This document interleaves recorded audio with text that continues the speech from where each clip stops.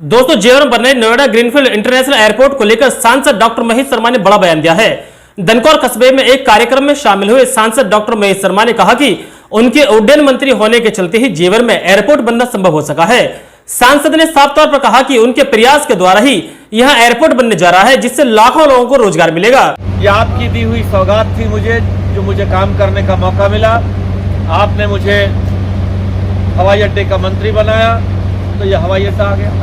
मैं ना बनता तो शायद ना कर पाता। और उस वक्त तो हमारी दिक्कत ये थी कि सरकार दिल्ली में तो हमारी थी, लेकिन 2014 में जब हमारी सरकार यहाँ थी तो यहाँ पर उत्तर प्रदेश में समाजवादी पार्टी की सरकार थी। हमारी सरकार तो 2017 में आई है, 3 साल बाद। उस वक्त जिन तरीकों से कैसे हमने प्यार मोहब्बत से कई लड़के कई झगड़ के कई कानून का सहारा लेकर इस हवाई अड्डे के योजना को पंख लगाए।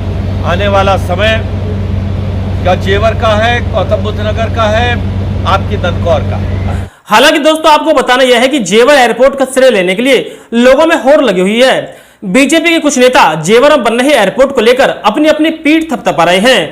खैर, जेवर एयरपोर्ट पर काफी तेज गति से काम चल रहा है, जिससे उम्मीद है कि आगामी 2024 तक यहां पर उड़ानें शुरू हो जाएंगी। दोस्तों, जेवर एयरपोर्ट बनने के लिए अभी तक 5 गांव को विस्थापित किया जा चुका है। विस्थापित किए गए गांव के लोगों के सामने काफी समस्याएं आई और अभी भी कई ऐसे परिवार हैं जो विस्थापन का पूरी तरह से लाभ नहीं ले सके हैं। प्रथम चरण कार्य पूरा होने पर सांसद डॉक्टर महेश शर्मा ने ग्रामीणों का आभार व्यक्त किया है। साथ ही यह भी माना है कि इसमें कुछ त्रुटियां और कमियां रह रही हैं। उन्होंने लोगों को आश्वासन देते हुए कहा है कि जो भी कमियां त्रुटियां रही हैं उनके लिए किसानों को विश्वास दिलाया है कि आपके सहयोग से विश्व का एक बड़ा प्रोजेक्ट बनकर तैयार हो रहा है। उन्होंने कहा कि किसानों की सभी समस्याओं को जल्द ही समाधान कर दिया जाएगा। धन्यवाद देता हूं यहाँ के किसानों को, जिन्होंने बिना किसी प्रतिरोध के प्रथम चरण का कार्य पूरा हो गया। उसमें कुछ कमियां त्रुटियां अगर रही हैं तो उन त्रुटियों को मैं विश्वास दिलाता हूं अपने किसान भाइयों को।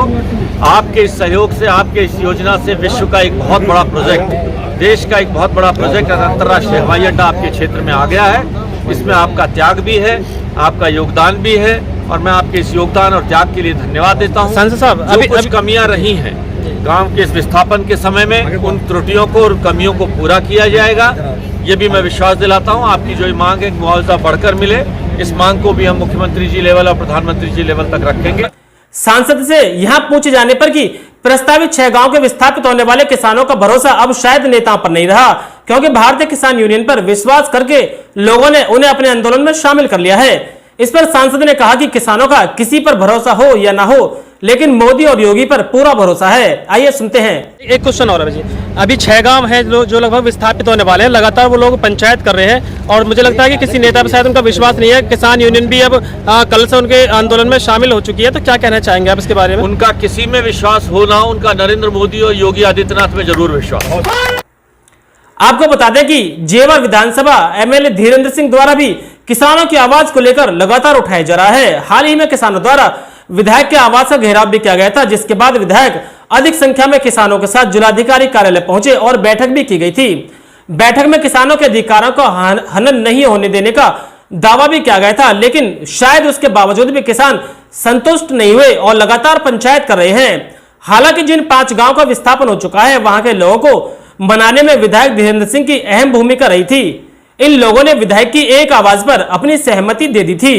दोस्तों, 6 गांव के किसानों में सबसे अधिक विरोध रनहरा गांव से देखने को मिल रहा है। यहां कई बार पंचायत का आयोजन किया जा चुका है और लोगों ने आंदोलन की चेतावनी भी दी है। किसानों का कहना है कि वह गांव के विस्थापन की सहमति अपनी शर्तों के आधार पर ही देंगे। किसानों ने चेतावनी दी है कि यदि उनकी मांगों को नहीं माना गया तो गांव का विस्थापन किसी भी कीमत पर नहीं होने देंगे।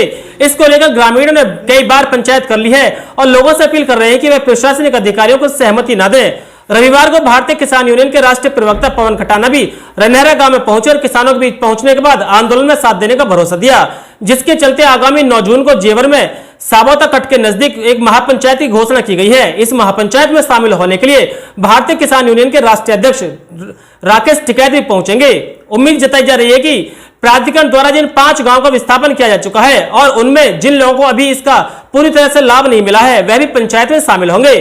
खासतौर पर किसान यूनियन को इसलिए शामिल किया गया है ताकि आंदोलन को मजबूती मिल सके, लेकिन यह तो आने वाला वक्त ही बताएगा कि आंदोलन को मजबूती मिलेगी या बगैर किसी निष्कर्ष पर पहुंचे ही उनकी मांगों को मानने का आश्वासन देकर यह धरना समाप्त कर दिया जाएगा। हालांकि भारतीय किसान यूनियन आंदोलन में शामिल होने के बाद अधिकारियों में हलचल मच गई है। शायद अधिकारियों को यह उम्मीद नहीं थी कि लोग भारतीय किसान यूनियन को अपने आंदोलन में शामिल कर सकते हैं। इसका नतीजा शायद यह हो सकता है कि अधिकारियों द्वारा किसानों को समझाने में काफी मशक्कत करनी पड़े, लेकिन तय समय पर एयरपोर्ट का निर्माण करना भी जरूरी है, जिसके लिए अधिकारियों की कोशिश रहेगी कि जल्द से जल्द किसानों की समस्याओं को सुनकर समाधान करें, ताकि गांव का विस्थापन हो सके और एयरपोर्ट के निर्माण कार्य की गति को पंख लग सके। दोस्तों, जेवर एयरपोर्ट, नोएडा, ग्रेटर नोएडा, यमुना प्राधिकरण समेत अन्य तमाम खबरें देखने के लिए हमारे चैनल को सब्सक्राइब करके बेल आइकन जरूर दबा दें।